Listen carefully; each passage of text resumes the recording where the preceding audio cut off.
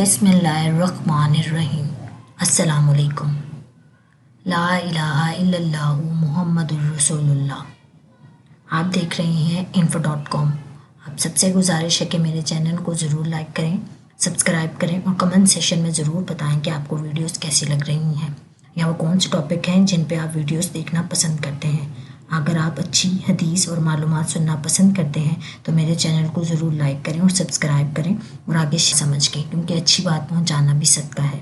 आज का जो टॉपिक चूज़ किया गया है वो सलाम करने की फजीलत है कि रसूलुल्लाह ने क्या फरमाया कि कौन सा इंसान सलाम में पहल करता है, मतलब वो कौन सा शख्स है जो सलाम करने में पहल करता है और अल्लाह ताला के करीब कौन सा इंसान है। जानने के लिए मुकम्मल वीडियो देखें। चलते हैं टॉपिक की तरफ। हदीस शरीफ में रसूलुल्लाह सल्लल्लाहु अलैहि वसल्लम ने फरमाया, लोगों में अल्लाह ताला के सबसे ज़्यादा करीब वो शख्स है जो सलाम करने में पहल करता है, मतलब अल्लाह के करीब वो शख्स है जो सलाम में पहल करता है।